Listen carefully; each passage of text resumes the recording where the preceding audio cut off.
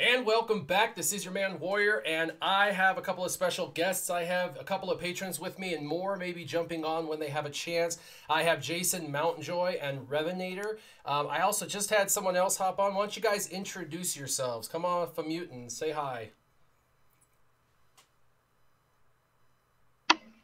Hey, this is Boss Churn from Force Canada, not Jason Mountjoy. Oh, Boss Churn.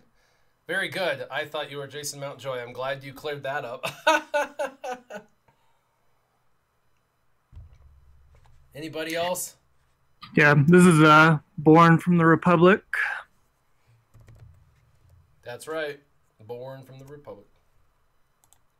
Very cool. So it looks like we got about 3 of us here. I'm not sure if Revenator has to stay on mute or not. Probably at work, maybe. I don't know. But if he no mic. Revenator has no mic, so he's gonna be mute. He's gonna do hand signals to me or something. So that'll be good.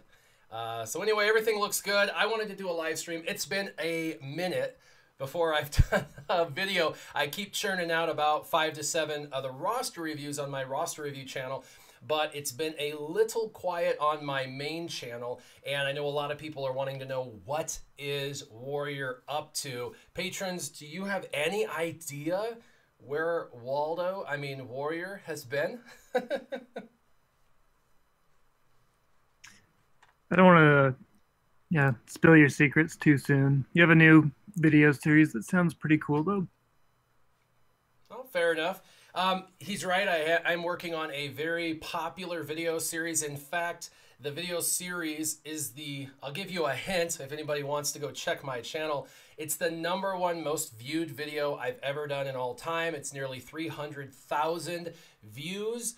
Put it out about a year ago. That should give you exactly which video it is. It's going to be a 5-video series, with 1 video being the main overview that basically is going to be as short as possible, just giving you the down and dirty. And then 4 follow-up videos, which are going to actually be videos that you'll refer to over and over and over when you're in that pillar. There are 4 pillars of the game. There's your hints. All right, let's move on. Let's go ahead and start with the questions. This is really a question and answer session, so if you want to ask a question, leave them in the form of a question down below, and then we are just going to kind of play, hang out, talk, answer questions, and so hopefully we'll be able to get anything that you guys have answered. Now, Waddles7, what's up Waddles, has asked, question, what do you consider the best starting lineup for ship lineups and reinforcements? Now, I'm going to go ahead and go into ships really quick and show you my lineup. By the way, side note, I think everybody's probably feeling this crunch, but how about you patrons? When Chimera just came out for the 2nd time, all of a sudden it's really hard to stay as high up as you had been. Is that true, or is the Chimera actually changing things for you? I didn't really have any trouble staying on top once the Chimera came out, because I had gotten it at 5-star, so I was just able to get it up to 6.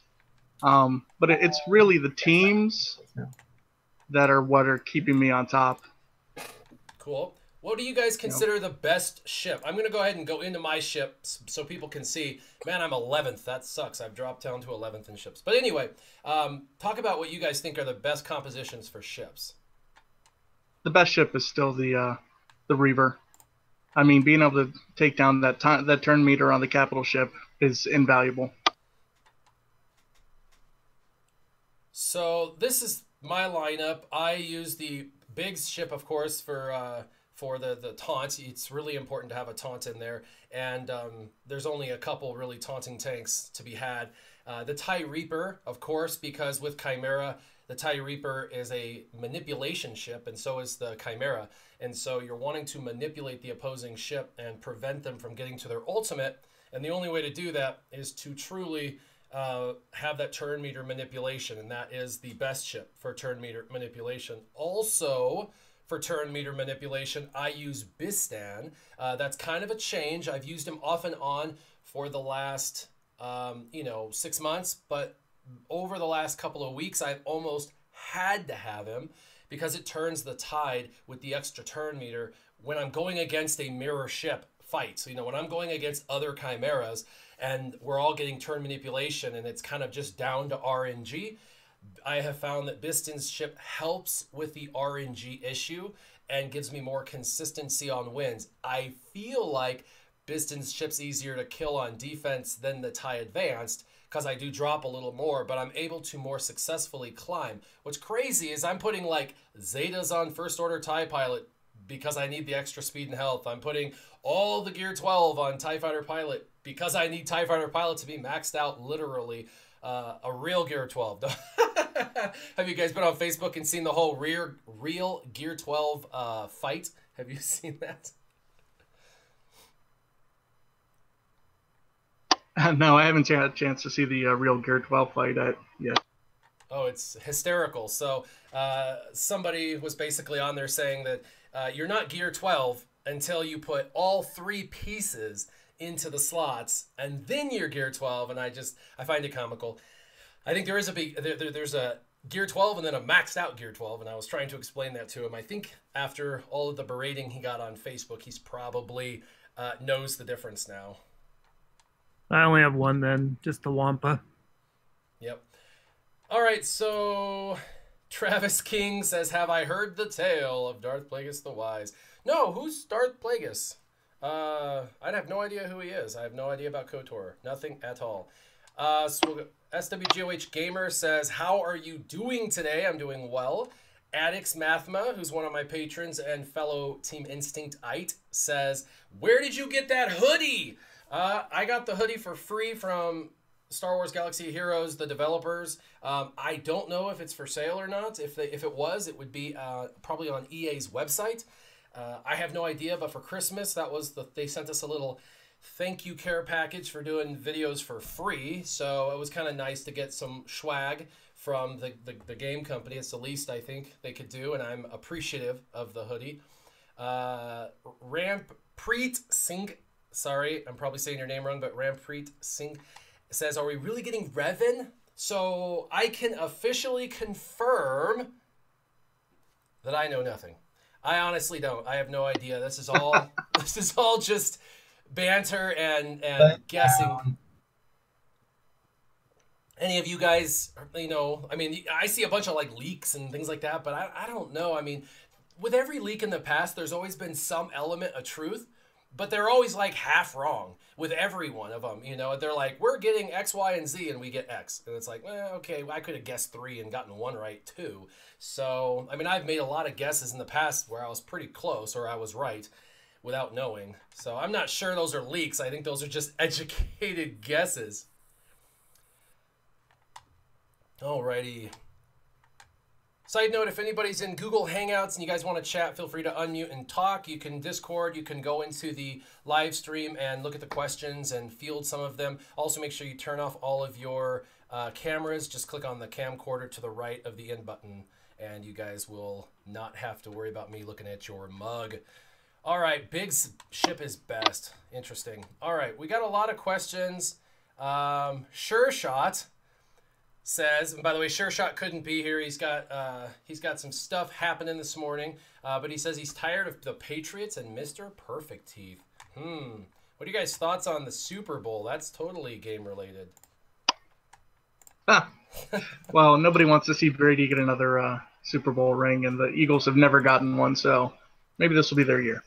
By the way, that yeah, he was nothing to do talking with is, Star Wars. that was the Churn. The Churn is one of my patrons, and he's joining me. I know I've got 2, 4, 6 people on. 5 of them probably could say hi. You guys are welcome to unmute and say who you are so people know that you're on the stream. Hello, I'm Bell Ritt. Hi, I'm FS Duke.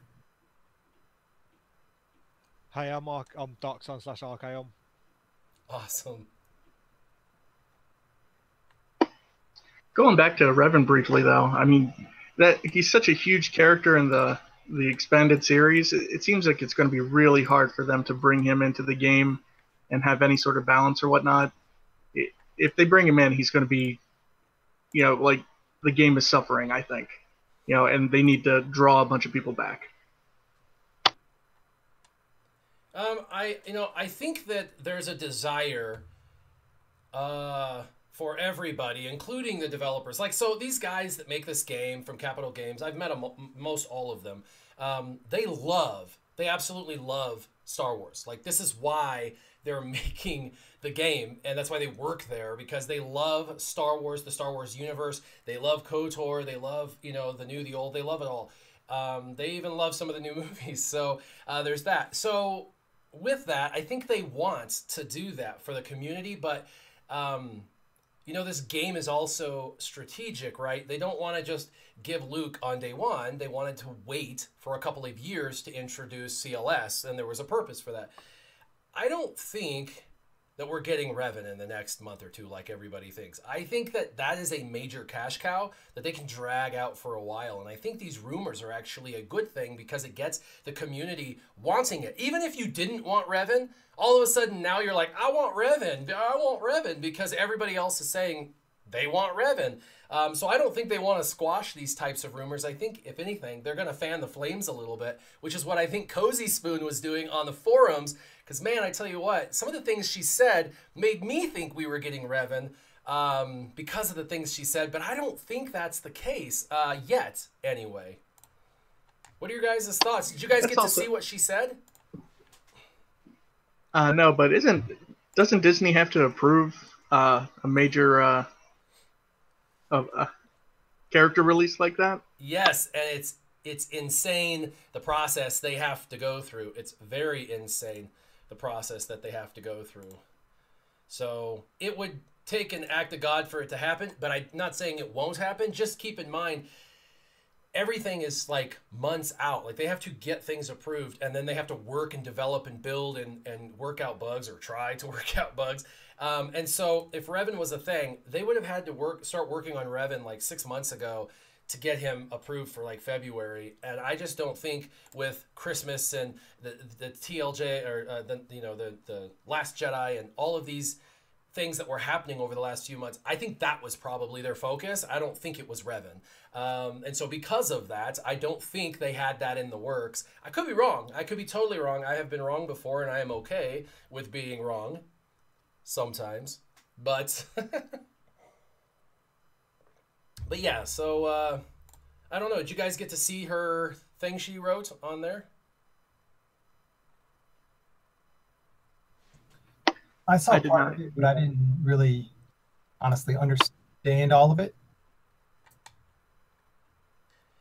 Yeah, she was just basically saying, I wonder what happened last February. Does anybody remember what happened last February?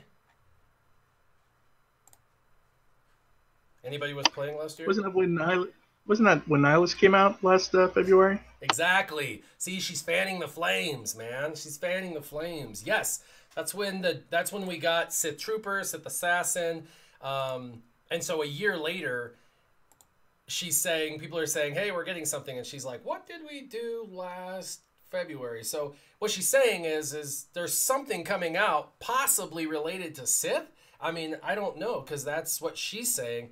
I mean, what? I don't know why she would say that. But everybody assumes Revan because that's the hot topic right now. But there's so much more they could draw from. You were saying Darth Pelagius. That was, Sidious's mentor.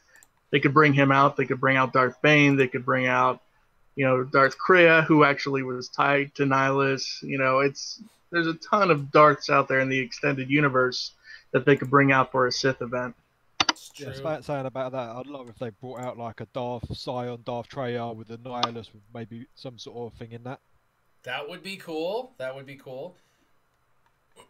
Ewalkin's here, by the way. Ewalkin, good friend of mine. He is he's trolling the trolls. So if you get all crazy and get all trolly, he's gonna kick you. Jeremy says, "Can I ask a question about Imperial troopers?" Absolutely, Jeremy. Hop on.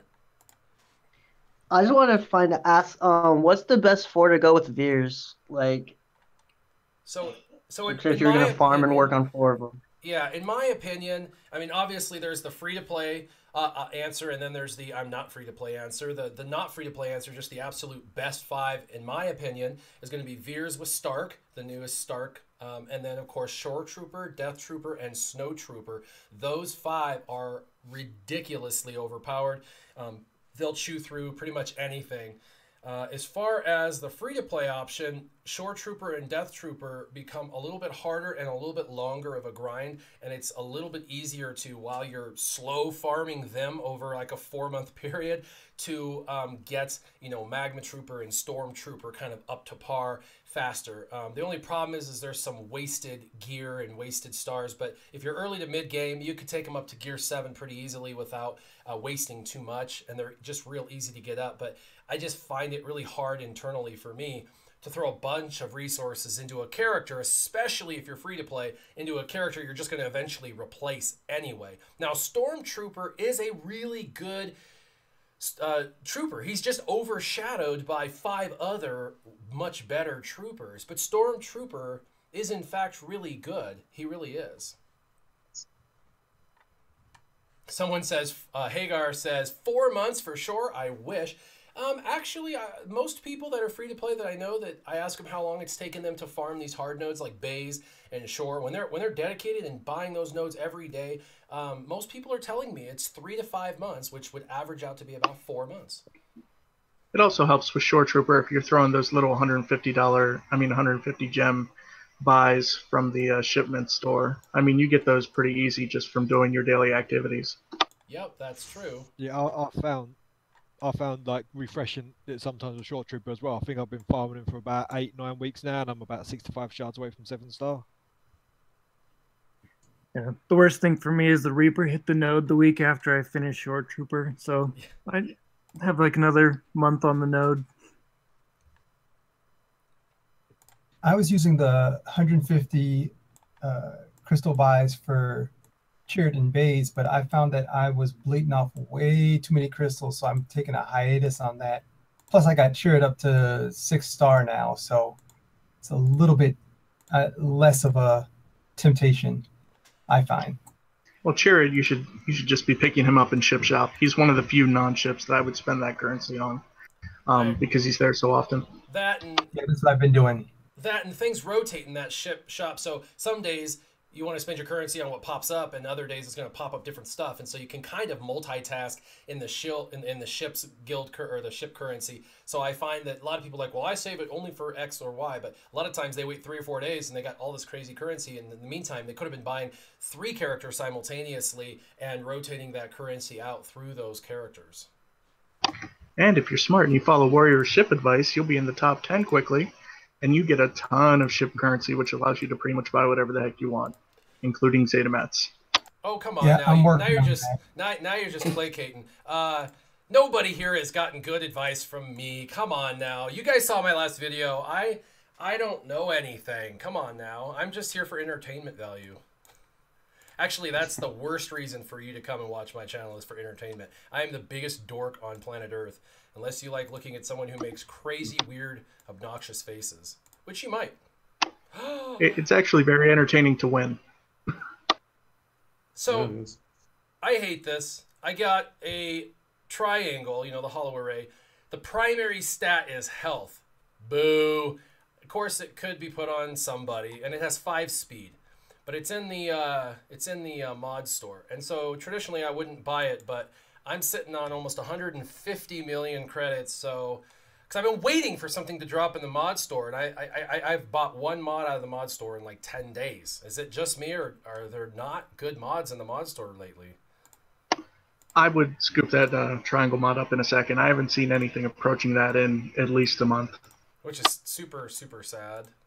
I hate the health primary, but with all of the counters to the girls, you know, the Night Sisters, I think health primaries are becoming slightly more obnoxious, especially if you're going to do like Shore Trooper. You want to have some extra health on him. That would work. And I mean, a 5 is going to roll to somewhere between 8 and 11.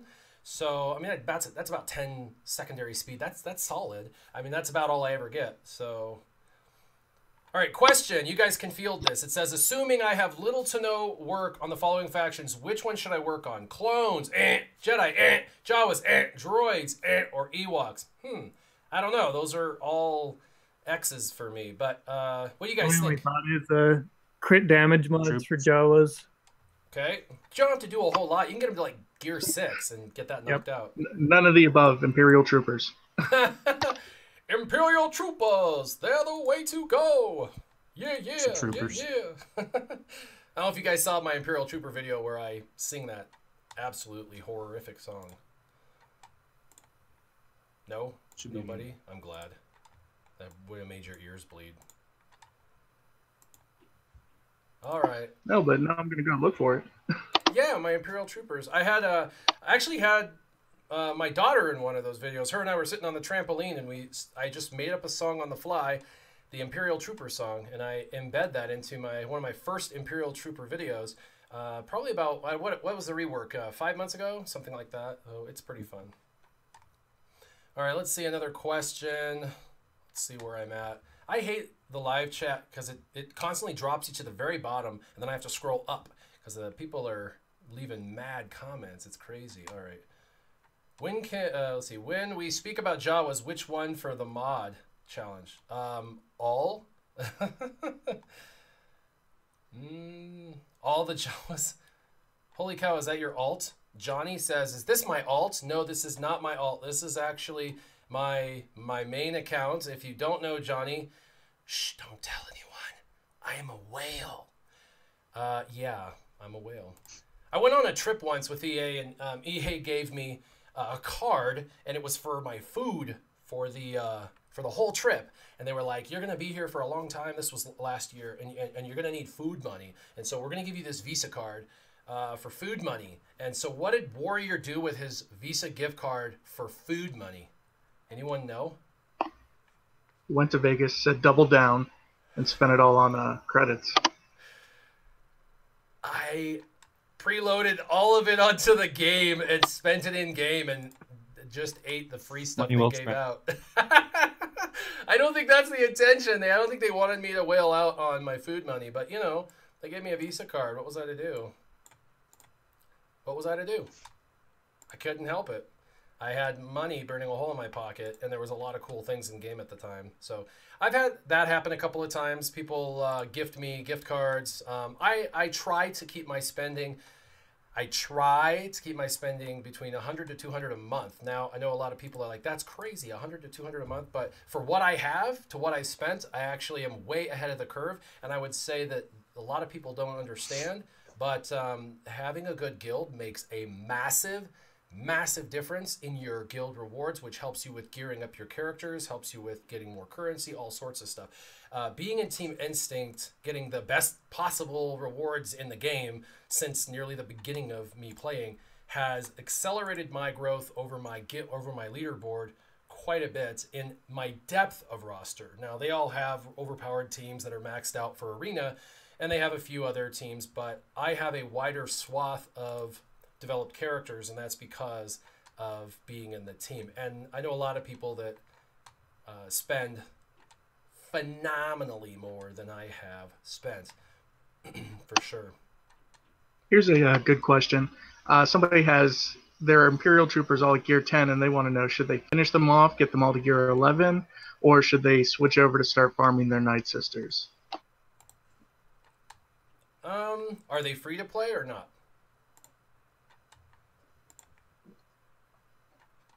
So that's the question. If they're free to play, I actually tell people when you're developing multiple teams, trying to get through as many teams as possible, when you're free to play, go to Gear 9, go 7-star Gear 9, and then abandon that team for the next team and get the next team to 7-star Gear 9 and move on. And the reason is every team at Gear 9, 7-star is available to do any of those events for the most part, and they're available to be utilized in any part of the game. And then you can open up the most amount of opportunities for yourself. If you're not free to play and you're going to do further development, then I actually say the stopping point is Gear 11. Gear 11 is my stopping point. Only time I go to Gear 12 is if it's a character that's a ship pilot, you know, in my arena, or someone I very specifically am using in like territory battles or wars. Or I see that their stuff's glowing and I want to promote them because it just makes sense to promote them. Sometimes that happens. I just get stuff, currency and things and stuff from territory wars, battles, and all of a sudden I see 3 characters glowing and I'm like, I think I'll put that piece on Han Solo. You know, I'm not super intentional about Gear 12. Those 3 extra pieces on Gear 12 make a huge difference for some characters. They don't make a huge difference for others. And so I'm not in a huge rush for the Gear 12 pieces like some other people are.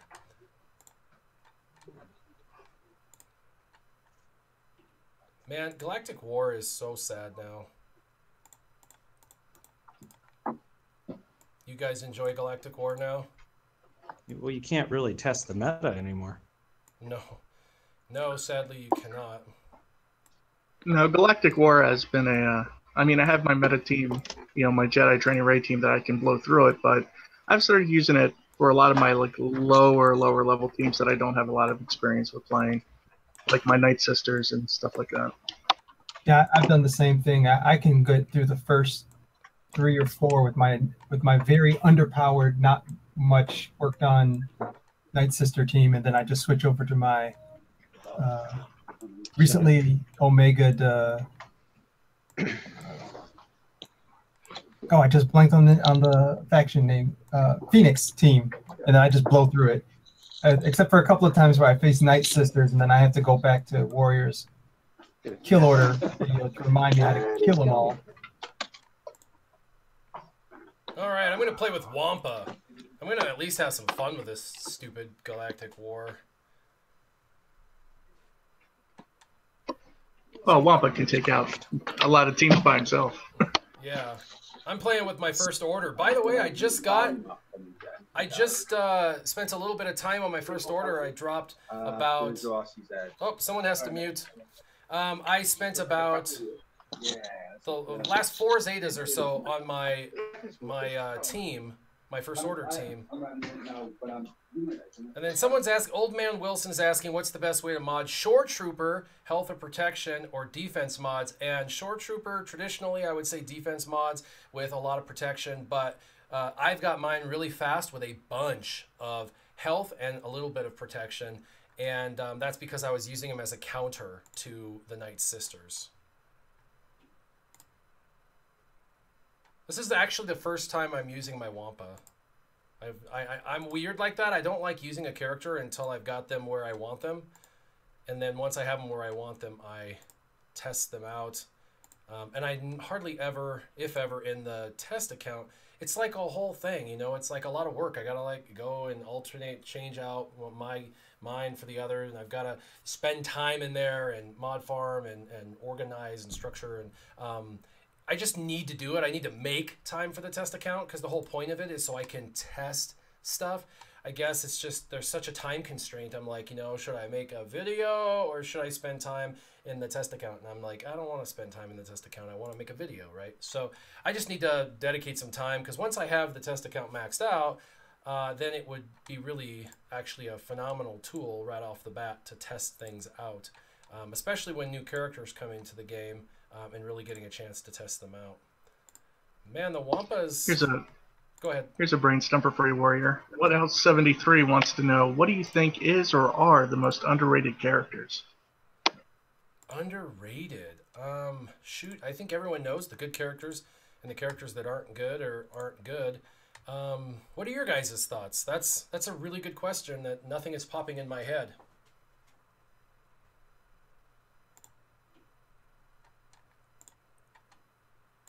I would say, I got a good one. The faction, the Jedi. Everybody says the Jedi need a rework and that they suck. And it's like, okay, so hold on. Barasafi, overpowered in the right circumstances. General Kenobi, overpowered in the right circumstances. Both are in the meta in the top 10 most used characters. You have Ezra, who's phenomenal attacker. A lot of people are using him. You've got Heyo, you got the new Yoda. Hermit Yoda that's overpowered and people are using now to counter both new metas. I mean, you can literally build a team with 7 or 8 overpowered Jedi. And I mean, even look at Kanan. Kanan is solid, even if he's not overpowered. He's solid. He is a very, very solid addition to a double tank. Look at Old Ben. Old Ben, one of the best light side tanks in the game. He's Jedi. I mean, are you kidding me? Like, Jedi are... Everybody says, Jedi need to rework, Jedi need to rework, but the truth be told, you could run all Jedi with Qui-Gon Jinn lead or General Kenobi lead and do phenomenally well with that team right now. I think two of the other underrated people that weren't getting a lot of attention before but are now, Admiral Akbar, as far as raids, he can be a monster. And he wasn't getting any love a couple of months ago. And Gar Saxon actually can be a very effective Imperial leader. You've covered him in your Imperial troopers and Imperial leader video, but Yep. nobody's using him, and he just makes a entire counterattacking squad. And if you have a good trooper squad, that can be killer. That's true. Gar Saxon is probably one of the most underrated for sure, and he's going to have more usability the further we go down the game. So keep an eye on that, because he's one of those characters that everybody kind of wrote off, because at the moment when he came into the game, he really didn't have a home or didn't have a place. A few people maxed him out and really didn't find a whole lot of luck, and so they kind of abandoned that idea.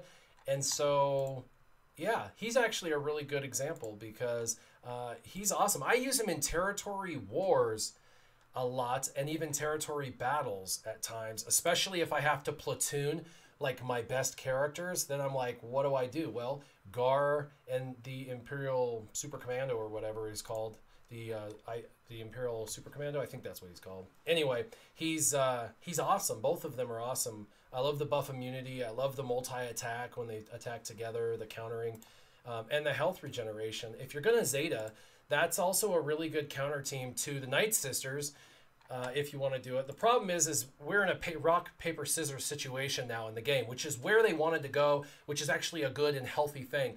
This team beats this team, but then this team beats this team, right? You know, every team has its Achilles heel. You know, like Rey, she's great, but Night Sisters can walk through a Rey team, sadly. One more Yes. for underrated on the chat. Revenator said Ewoks. I know, like, in my territory wars, they come in really handy sometimes. They can take out quite a few different teams. Yeah, I agree with that. I don't have any of the Omegas, and I don't have any Zetas. I have them I have my Ewoks to Gear 11, 7 stars. That's like my final location. That's why I take the people too, because I'm not a free-to-play guy. So that's Gear 11 and 7 stars with just their abilities to level 7. No Omegas or anything like that. And I can do absolutely any of the events, max any event, you know, all the events I can pass through, no problem with my Ewoks, without their Omegas and stuff. So yeah, they're definitely really, really synergistic. They work really, really well, and I've used them on territory wars surprisingly well against like Darth Maul teams. A lot of people like Darth Maul led Sith teams for the defense on territory wars. I think we've done that before many times as well. It's not a secret. There are a lot of people use that team. And they work surprisingly well, especially if you switch to a T-bow lead because of all of the stealthing. It's kind of fighting fire with fire. And there's so many assists and turn meter manipulation. You know, they get a lot of opportunity. Quick shout out to Robert Arnold, or Dessa Rob, from your Discord chat. Yeah, He's yeah. our guild leader over at Force Canada. He wanted to say thank you for your advice on maxing out his Ezra. Because of it, he was able to get his 6-star Thrawn this event. Awesome. Ezra is as solid as an attacker comes. You know, he's got a very basic kit. What I mean by that is it's like, you know, he's kind of like a Qui-Gon Jinn 2.0. It's pretty basic, but it's very effective. And once you add that Zeta, he becomes really, really powerful of an attacker. And I know a lot of people that have kind of written him off, and when they see him in your arena team, they're like, meh. And then all of a sudden he's hitting for 35, 40K, and they're like, what? Why did he just one-shot my Han Solo? How did that happen? And so you can't sleep on him for sure. You definitely can't sleep on him. And he, you know, with the assist call and all sorts of stuff. And he's tankier than some of those other characters for sure. How about that chopper though in the arena? He's starting to pick up a little bit, I've noticed. Yeah. Now let's talk about that. Why do you think people try the chopper? So I used chopper. I don't know if you guys saw that. I did a video on chopper in the background, and I wasn't as impressed as I think other people are. But why do you think they're using him? For the He speeds them up, you know. Yeah, he's speeding up the droids with that BB-8 ability. Yep. And the extra health and protection coming from, you know, the resistance and the rebels. Yep. Yep. Yeah, that's another. You're always looking for people that kind of synergize well with R2 because he helps so many groups, whereas Thrawn unfortunately gets no benefit from being with that R2. You know. So any droid is going to work well in that team, and Chopper is no exception. He definitely works really well in that team. But like, there are other droids that are going to work, in my opinion, just as well. His health and protection regeneration, in my leaderboard anyway, when I was getting hit, it couldn't keep up with the amount of damage output that the opposing team was doing. So he doesn't do much damage. His taunts easily avoidable, like they can just swipe and move on, or dispel and move on, especially with Jedi Rey just constantly using her mind tricks. And so I don't know, for my leaderboard, I didn't find that he was good enough. Someone like K2SO I actually found better, and the reason is because K2SO has a disruptive taunt. It's constantly triggering, and he's constantly taking turns. And he's just an irritation, and that's really, he's kind of like General Kenobi, right? You don't want to deal with General Kenobi, but you kind of have to. But you got to focus fire and get rid of him, because he's just super irritating and prevents you from really getting to the team that you want to get to, which is why everybody, buff immunities, General Kenobi or whatever. But even if you do that, you got to go through a character that has critical hit immunity nonstop. So you kind of have to kill General Kenobi anyway if you want to kill the rest of the team normally without struggling. So yeah, a bit frustrating. I think one of the benefits that Chopper brings to the table that you don't have with a G2SO or whatever is he's got that dispel, that cleanse ability, which also doubles as a stun versus other droids. So if you have him going nice and fast, which you do with the Jedi Training Ray team, he can get in there and stun the opposing R2 before he gets a chance to, to throw a smokescreen on everybody or, use his ability. So that kind of is a little benefit that he brings. Also, you can use him as another cleanse for getting that taunt off of General Kenobi. That's true. It's something that he brings that the other guys don't. That's kind of his little extra ability. But aside from that, you're absolutely right on everything else. He's an inferior tank compared to K2SO.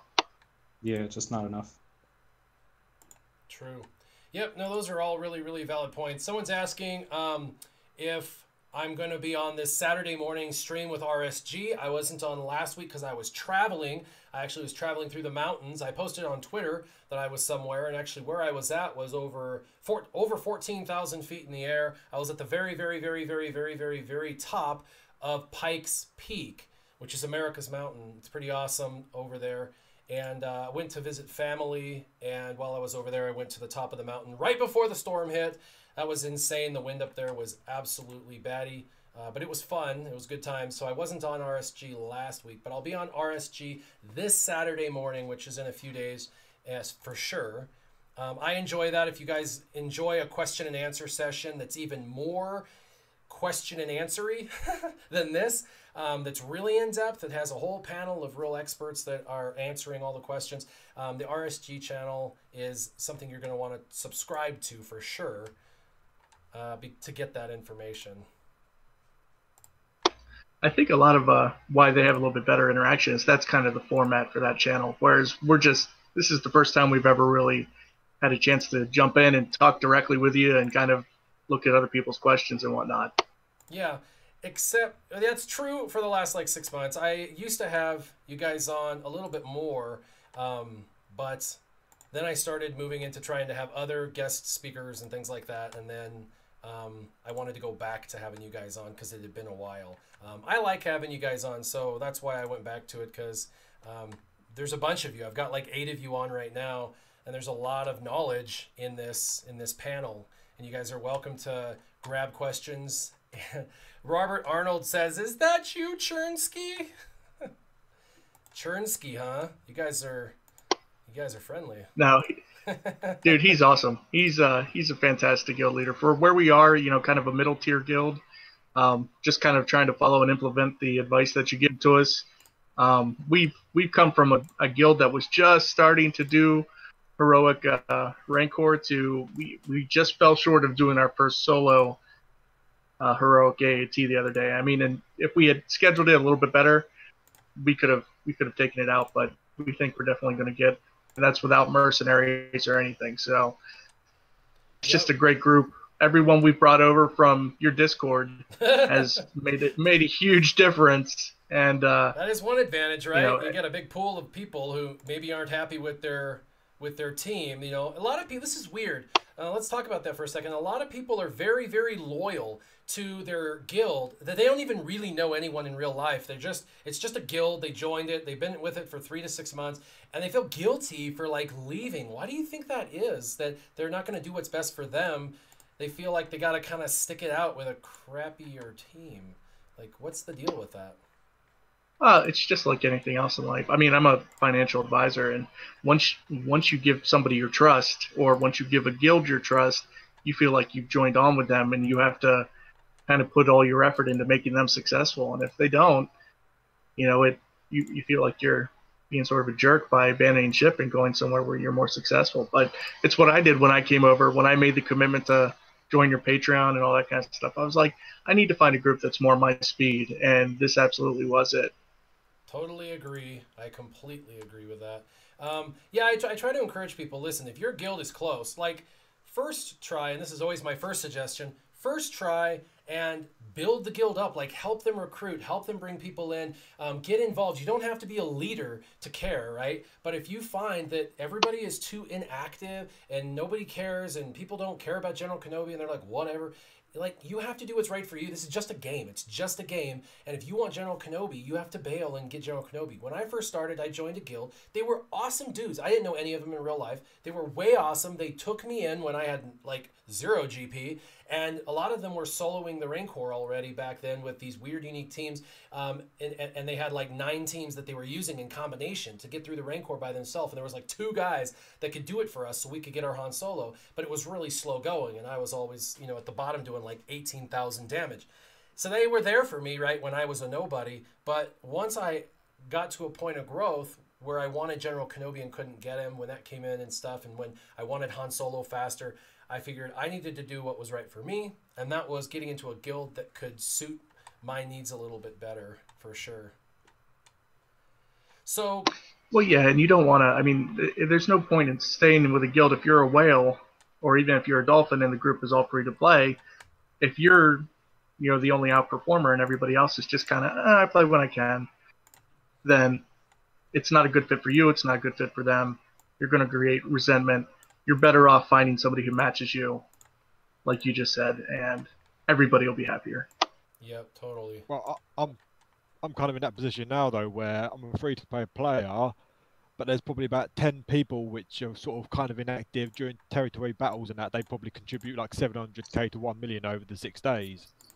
But I'm one of the people that sort of solo phase 3 and 4 at the moment. So if I kind of leave, they might not be able to do heroic tank anymore. So that's my fear. If I leave, I'm kind of screwing over the 40 players, 35 players that are kind of there, that chat and that. But it's quite hard as well, because as someone that only has like 1.4 mil GP, trying to find a better guild might be too difficult as well. So it's sort of a rock and hard place for me. I actually completely empathize with that, and I think if you're getting, Han Solo and General Kenobi, and you guys are doing decently well, in territory wars, and you're having fun and stuff, then good enough is good enough. Like, you don't have to be number 1. So for you, I think that if you're in a place where you're enjoying the company of the individuals you're with, then absolutely, I think that, staying put is not a bad idea. I guess I'm more geared towards people who are like, yeah, I want Han Solo. Like, I want him really bad. And I'm like, well, your guild isn't acquiring him. Yep, but I'm not going to leave. I'm just going to stay put where I'm at. So they're just, like, accepting that they're never going to get a character because they're with a team that's never going to develop there, or it's going to take forever to develop there. And we're at a point in day and age where there are so many guilds out there. It's actually a healthy thing. It's kind of like businesses, right?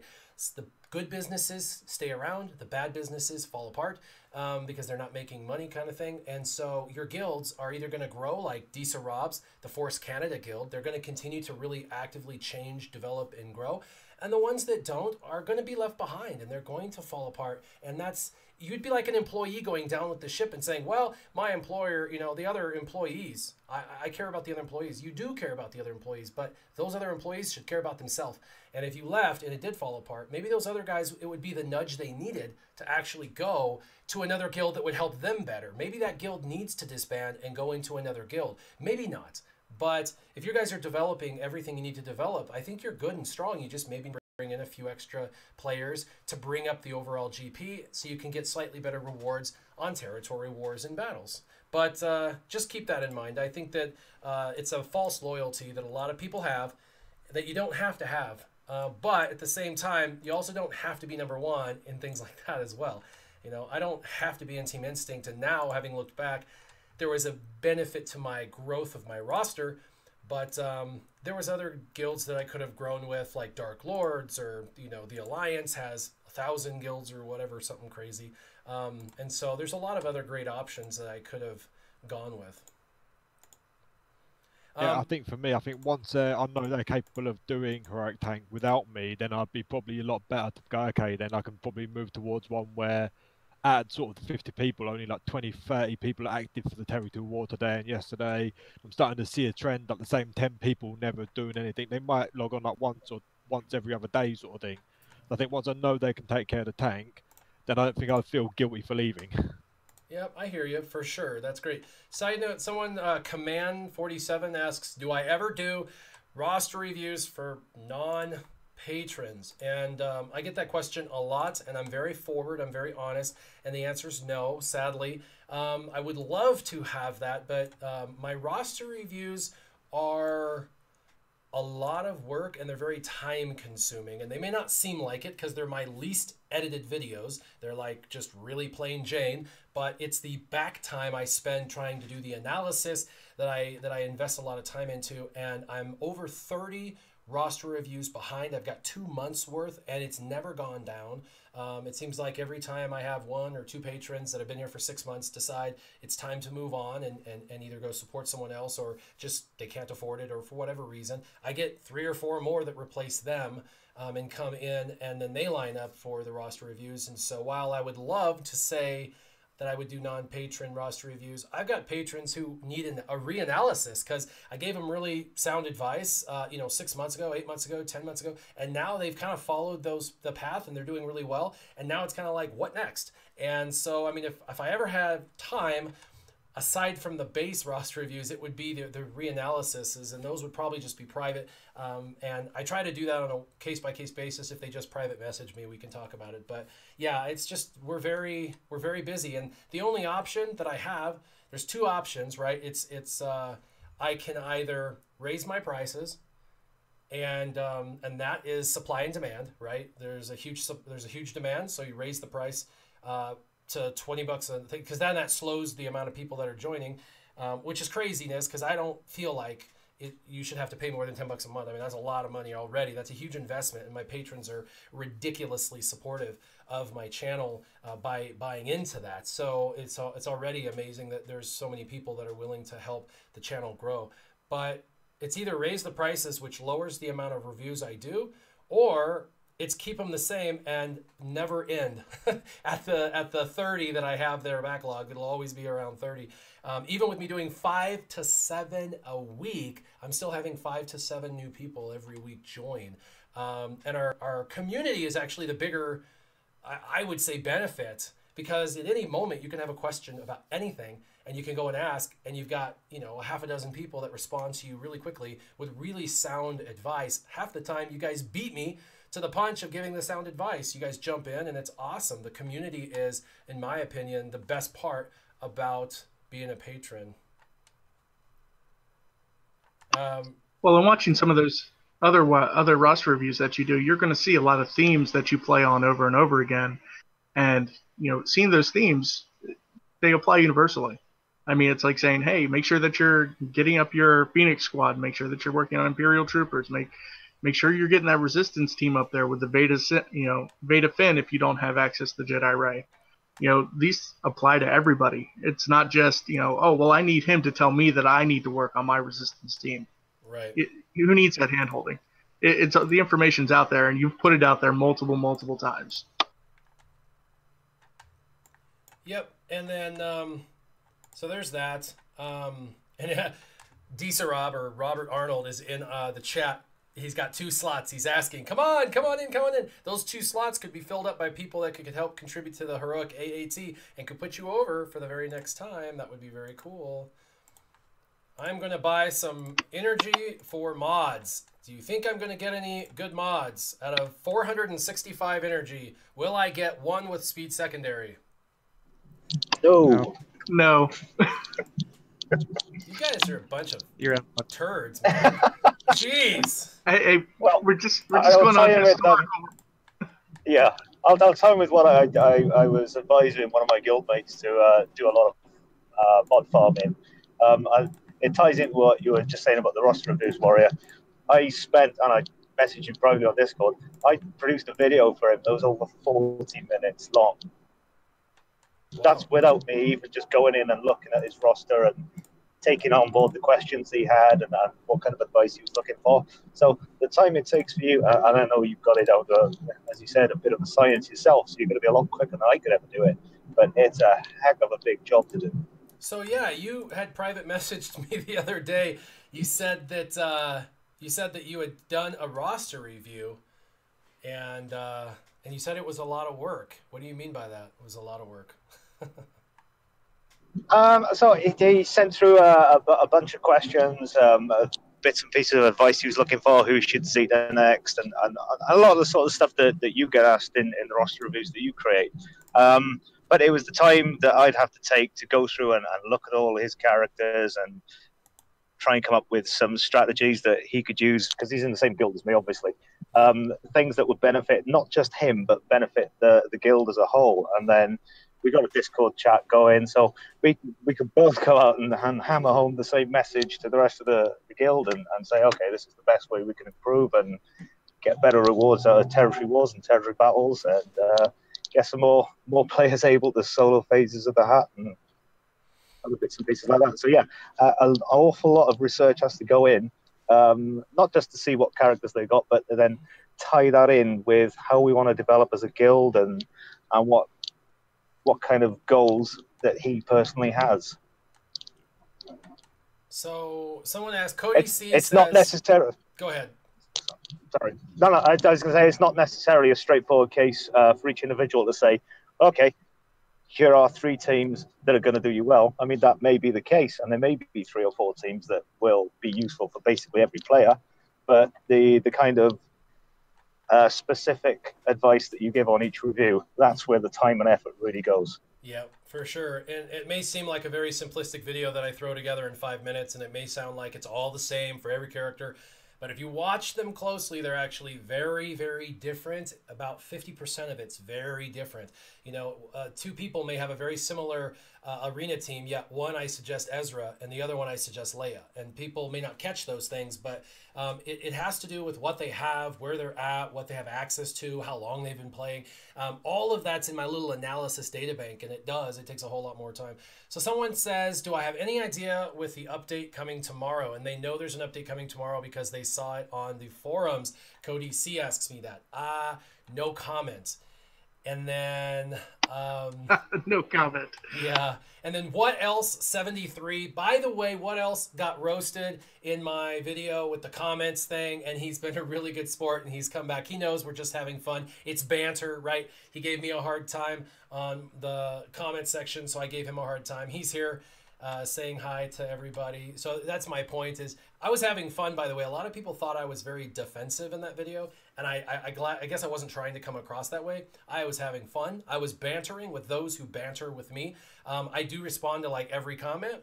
It's funny. I have people that comment on like 6-month-old videos to try to see if I'm going to comment back to them. And then they're like, oh my gosh, you commented back on a 6-month-old video. And I'm like, of course I did. Why wouldn't I? If you're saying things that are inappropriate, I may never see the comment though, because it goes into a filter, which I have, which is a good thing. Let's see. Someone says, is there? Elijah Mendoza says, is there an update tomorrow? Well, according to the forums, there is. So there's that. Yeah, what else says he can still make fun of my music? That's fine. And yeah, Robert Arnold, Disa Rob says he thinks that my hockey team sucks. That's because he's from Canada. So sadly, Oh yeah, and everybody's giving me a hard time with the 3-star IPD. I did. I said there was an event. I thought there was an event. I really thought there was an event. But I got my 3-star IPD really quickly, and the reason is we got a bunch of IPD shards right off the bat in my guild. That is a Team Instinct benefit, I guess. And then I bought that little $9.99 pack, and between the two, I unlocked him at 3-star. And then of course, about a month after he came out, I was like, screw it, and I wailed out, and I got him to 7 stars because he's really, really good. He is really, really good. So I got 2 speed mods. I got a white arrow, and a lot of people say, do you ever keep white mods? And most of the time the answer is equivocally no, except a speed arrow. I keep 100% of all speed arrows, and that's where I have the majority. So that'll be a guaranteed 30 speed. It's a speed set with a speed primary. And then I also got a triangle that has offense. Yes, offense is an amazing primary stat. It's a 5-dot, and it has 3 speed, which sucks, but it has 3 speed, and of course it's purple, so that 3 speed could go up 6 times 2 potential, so we could be at potentially 15 secondary speed on this. It won't go there, but we're gonna roll it here in a minute to see where it goes.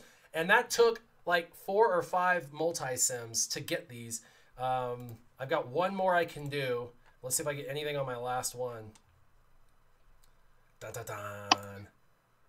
Nope. Now, Warrior, just to double check this, a lot of people don't know it, but speed arrows with a speed primary cannot get a speed secondary. That's correct, isn't it? That is correct. If anyone has seen a speed set with a speed primary, with a speed secondary, it is a Photoshop. I know a lot of people say that they existed when mods first came out, but not a human being in Team Instinct, the largest whale guild on the planet, I would call it a Kraken guild, got one, not one. So I would venture to say that that does not exist. And also swgoh.gg has about 60% of the players in there, and they don't have a single one on file, not one. And they have everyone's mods, you know, people would be using that mod, and it's not in there. So I think the big mix-up comes in where people can get speed twice, and people are thinking it means primary and secondary. But the only way you can get speed twice is if you're getting it from the mod set and the primary, or the mod set and the secondary. But you can't get it 3 times. You can't get it from the mod set, primary, and secondary, and you can never get it from primary and secondary combined, ever. They roll your stats randomly, and each slot, the first primary and the 4 secondaries, all 5 slots have to be a unique roll from themselves. This is straight from the developers. So it's physically programmed to drop something unique in all 5 slots, which is why when you get offense, it may roll offense again, but it's offense secondary. You know, it's like percentage instead. So there's that. So you just have to kind of understand that it's, you're, like you said, it's not the case. So let's go and get those 2 mods and see if they roll. I'm kind of excited. I got 2 mods today. It cost me 300 energy, or 300 crystals, and I got 2 mods. And if these 2 mods are good, which one is for sure, then you know, then I'll have good luck. 300 isn't bad. I'm gonna sell all of my crap first. I know a lot of people that would be like, oh my gosh, these are good, but no, they're not, sadly. I did on one of my streams. I was like, delete, and I deleted some really good mods. A couple with like 12 speed secondary. The one with 8 speed secondary, I didn't care about, but the other one I did, and I was like sad. I was like, oh, I did ruin it for myself. All right, I think that's all the trash I have. So it looks like I have 3 mods to play with. The one I bought in the store, and then the 2 I got from Mod Farming. So this is a guaranteed 30. Let's go ahead and, whoops.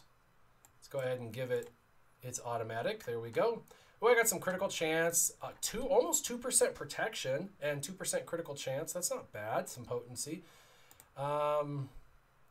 The offense mod, let's do that. It has 3 potentials to go up. We'll do the first. Of course, tenacity went up because tenacity is so overpowered in the game. Of course, tenacity. Well, yeah, tenacity went up again. That's exactly what you said in your video, right? Oh yeah. So I got 5% tenacity on this mod. This is an awesome mod. Not.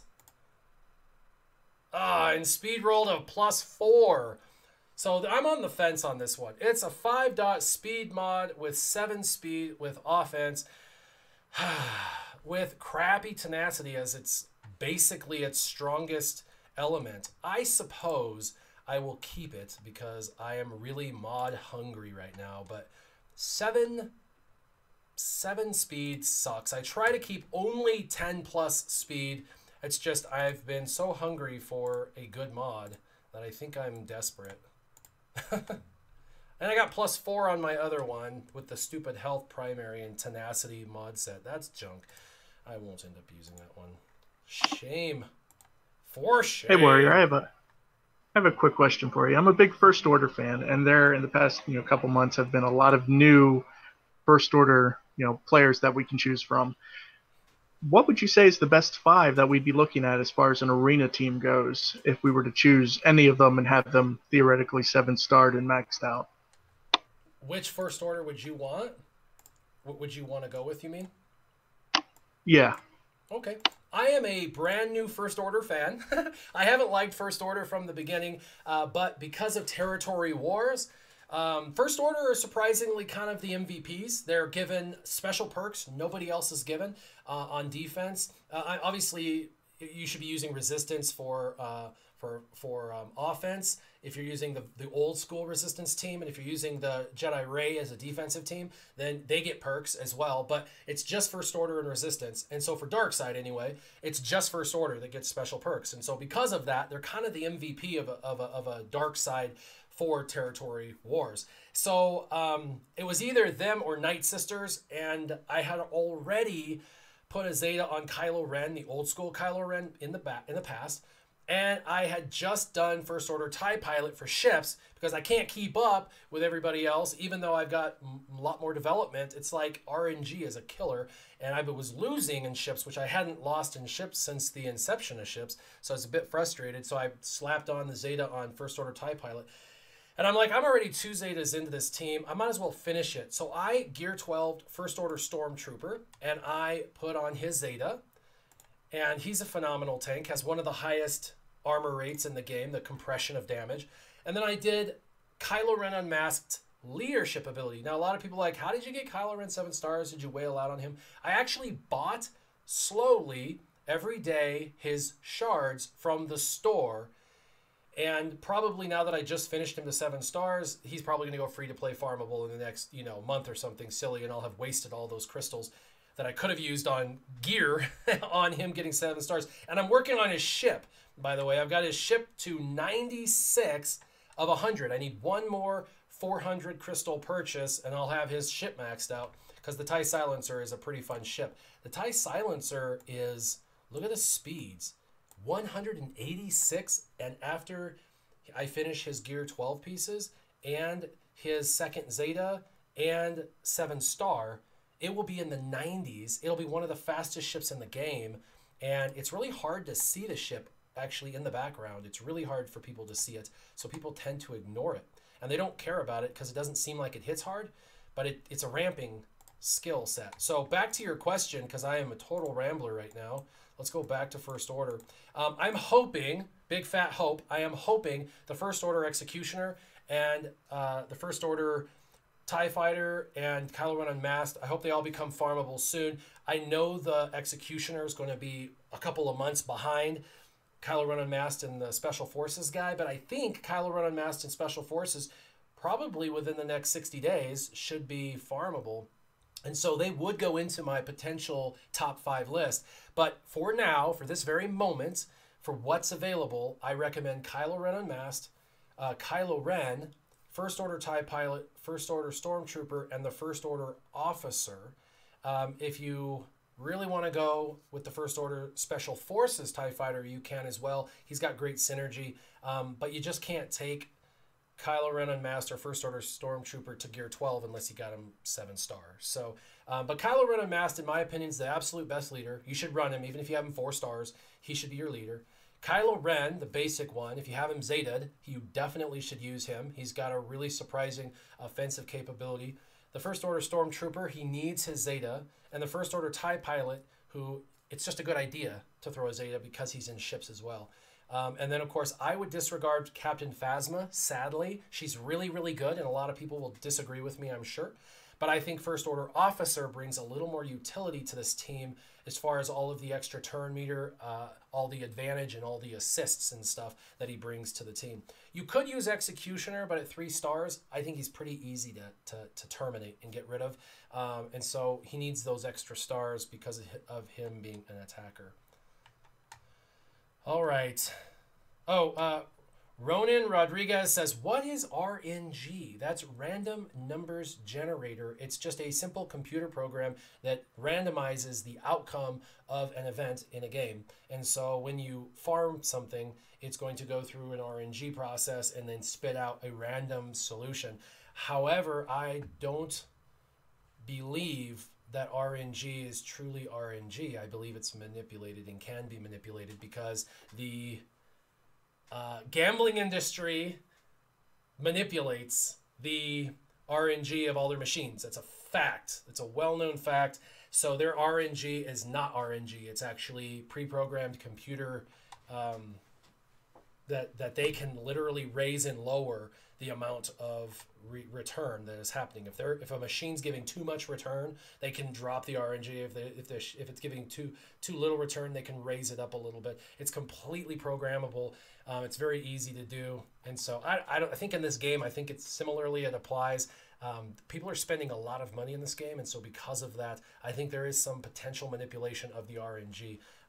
Although it could be confirmation bias at its finest.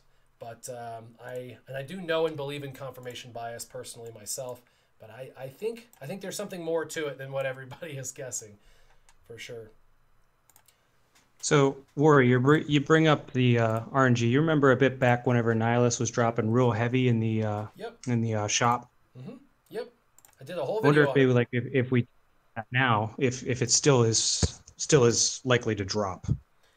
So actually, I just had a talk with 2 people in the chat comment section of my YouTube channel, and both of them said that they both got Nihilus because of that video. They watched the video and got it, but he didn't drop nearly as high as others. They said that the Night Sisters and Ewoks were kind of the higher end dropping, and that makes sense because those are the more recent characters. Well, not Ewoks, but the Night Sisters are a more recent rework than Nihilus, and so his drop rate is definitely not as high as it was, which means that they went in and changed his drop rate. I think his drop rate had to be roughly 50%, which is huge in a Chromium pack. That means basically 50% of the time you're getting him.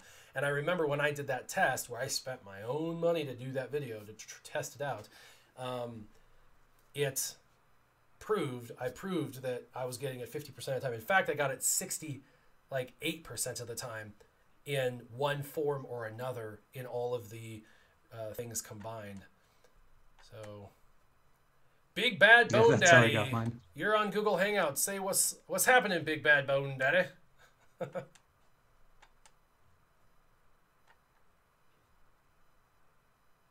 All right, let's see. So Old Man Wilson says he wants to know what's the better current arena team. Asajj lead with General Kenobi, Old Daka, Mother Talzin, and Zombie. So that's a really good team. Or a Thrawn-led Shore Stormtrooper, Death Trooper, IPD. Hands down, Asajj. Old Man Wilson, hands down Asajj, in my opinion. The other team is really good on offense, falls like a rock on defense, and that's not something you want. I'm positive of that. All right, what do I have left? I'm not sure if I have anything left. Let's see if I can do a battle. I hate the battle, so I just have to figure out who's had their payout, who hasn't. Oh, I'm only rank 8? That's weird. Normally I drop a little bit more than that. I think Sector still has his payout. Man, it's always so much work to be polite and work with your leaderboard. So funny. Let's see. Payout times, where are you? 11 a.m., which is 9 a.m. my time. We're good! Okay, Sector. Sector is running the Tide team that I had built and made a video on, and his Sector's mods are superior to mine. I showed on my last live stream his mods. We'll just really quick go in and just showcase a couple characters.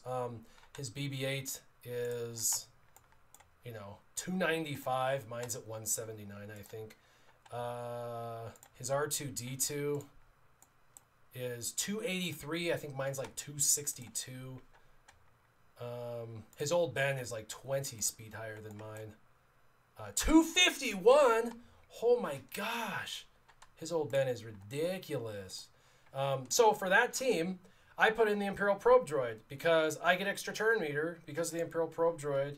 And plus the Imperial Probe Droid kind of throws a wrench in that team. It gives me another dispel that I need because of his Zadud old Ben that's 251. Oh my gosh. That's ridiculous. It's cool. It's very cool, Sector. Sector and I talk a lot. Actually, for the record, the reason why I use my main account and I do a lot of testing in my main account is people are like, oh, or not my test account, but my real account, is because I've got Sector and he's better. His team is better than mine in every way, shape, and form, mod-wise. And so if I can beat him, then I know that I've done something right because he's got the best, probably the best team on our leaderboard. So let's go ahead and let's swipe Jedi Training Ray. Let's stealth and make them attack my General Kenobi. Let's go ahead and get rid of all of that and put some target lock up. I personally really like target lock. Now I am going to personally go for their General Kenobi regardless because I just want to get him out of here. Some Web Sleuth Will asks, how's that Rex team number 5? That Rex team's actually really good, man. Really good team. Rex is a great counter even today. So I like the IPD. It's a great. You can use the IPD even at like a 3-star. So if you can get him unlocked, you're going to be really happy with him. And let's go ahead and swipe General Kenobi because we got to keep. I like just focus firing down that tank. Get rid of General Kenobi because then nobody's going to get that extra critical hit immunity. And I want to get rid of all that. Their old Ben is obviously a problem, but we're going to now focus on R2-D2 because R2-D2 is a control character. What that means is he helps control the battle by determining who you get to and who you don't get to attack. So we are going to go after him. Now their old Ben is taunted, and we have to hit it, which that sucks. Wow, I got Illuminated Destiny already. That's kind of exciting. We're going to swipe their old Ben with Mind Tricks, but if you notice, he already has his taunt back.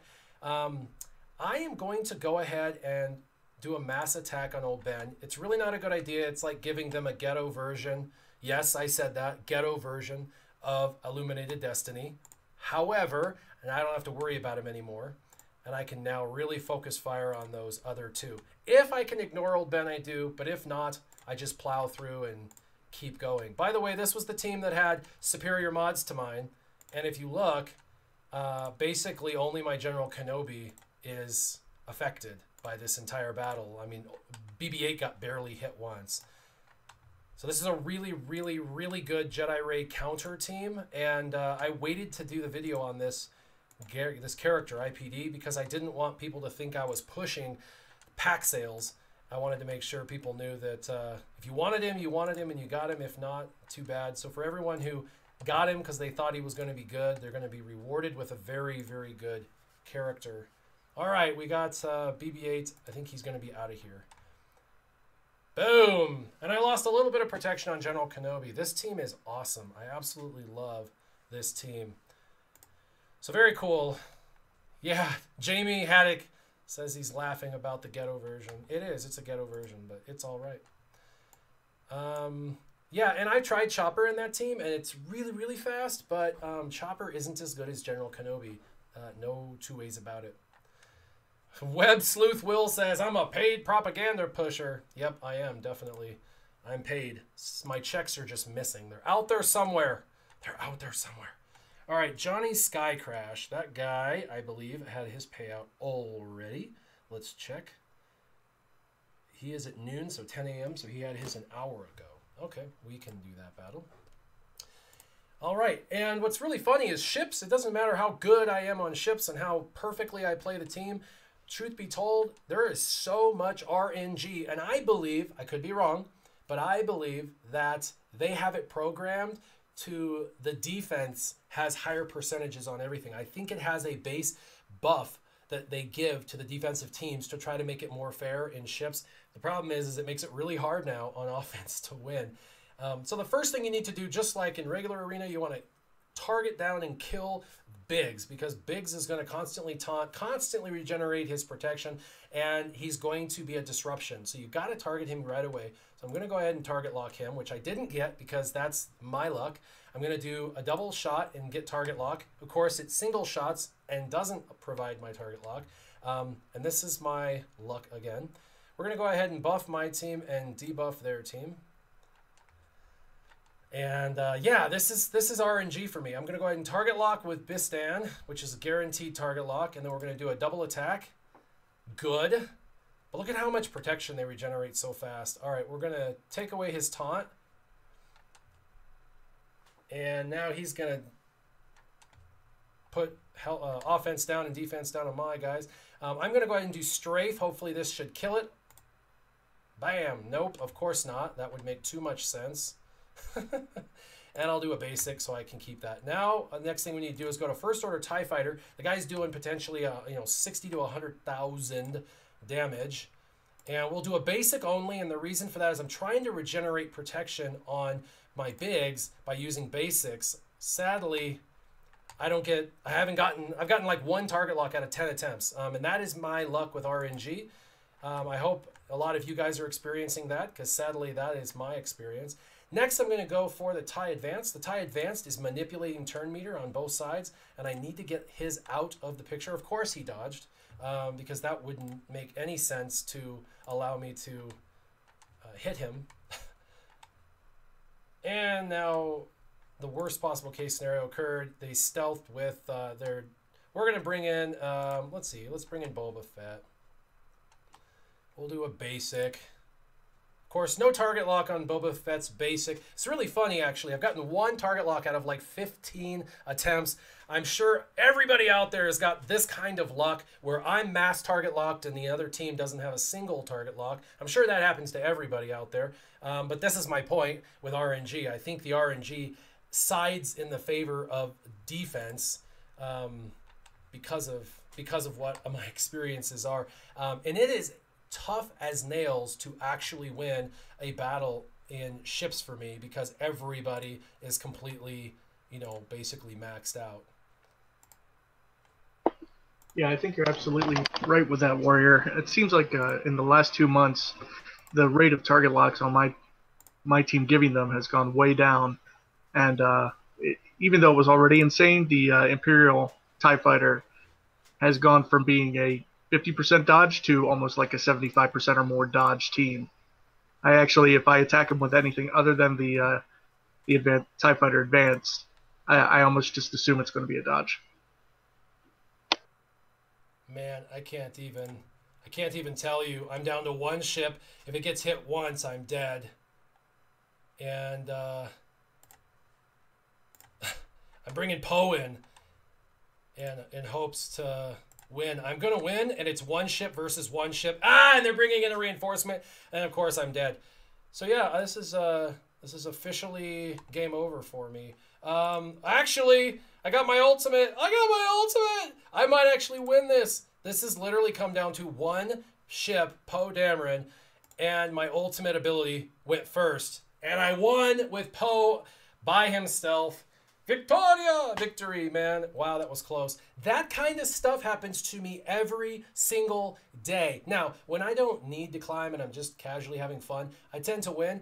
When I'm in the last hour right before payout and I'm trying to very strategically win to climb from 15th to, or 20th to first in 1 hour and do 5 battles in 1 hour, I inevitably lose at least twice because RNG hates me. So yeah, super, super, super frustrating.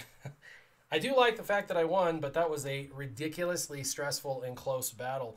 And if we were to go to his ships, let's go back to... My ships are completely maxed out. My characters are completely maxed out. Gear 12 pieces, the Zetas, everything. And I'm over 460,000. Let's go to Johnny Sky Crash. And let's just look at a couple of his characters. Let's see. Does he has a 5-star TIE Reaper, so he doesn't have that maxed out. Let's see. Does he have Death Troopers? No, and they're not even gear 12. And let's see. That's maxed out. He doesn't have 5-dot mods on everything. Some of them are 4-dot. This one's good. He doesn't have Krennic's Guard on Death Trooper Zeta, which helps significantly on that ship. And let's see. His First Order TIE Fighter. He does not have the Zeta on, which I do.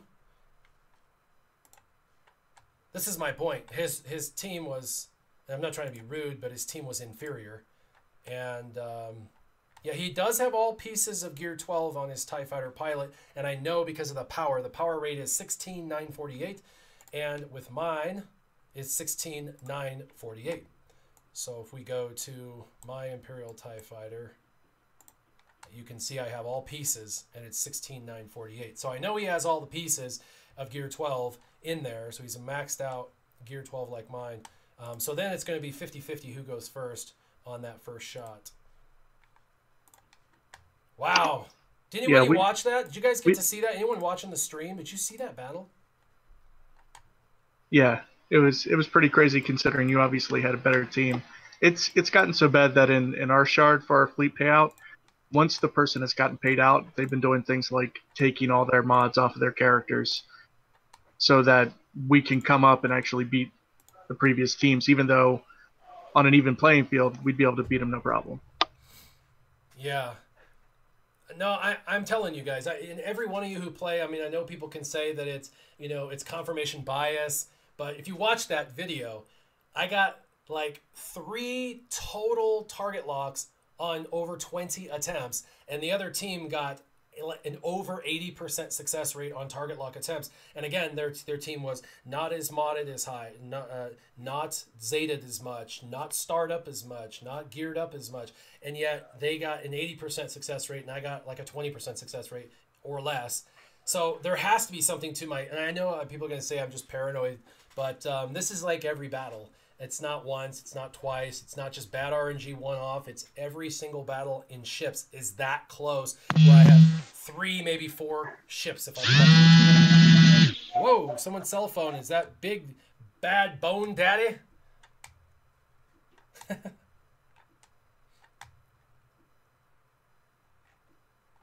All right, let's see. Any other questions? I don't think I see any other questions on the chat at all.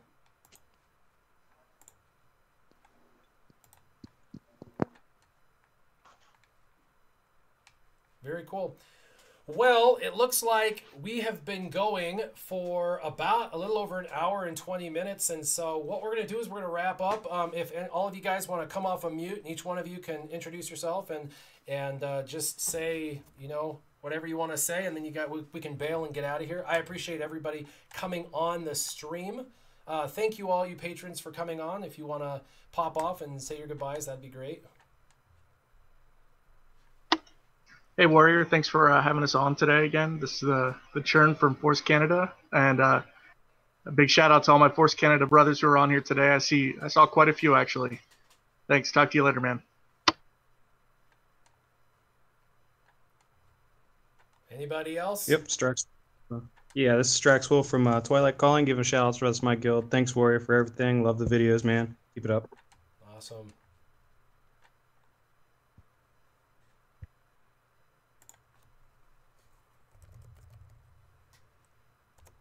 Awesome. Well, I appreciate everybody who joined. Thanks for all the individuals who jumped on. I hope everybody else that comes on has a good time. We got to answer a good, healthy amount of questions. We didn't get to all of them. I'm sorry about that. But we got to have some dialogue, have some fun. I got to do some basics.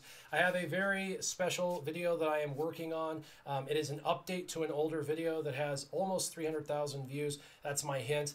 And it's going to be completely redesigned in look and feel. It's basically going to spoon feed you exactly how to play the first 1.5 to 2 years of the game to accelerate in the fastest, most efficient manner. It's something you'll be able to use for your guild to help out any new player. And then I'm going to break down that main video into 4 smaller sub videos that people can go back and watch over and over and over. I will probably create some graphs that people can then snapshot and share with their guild.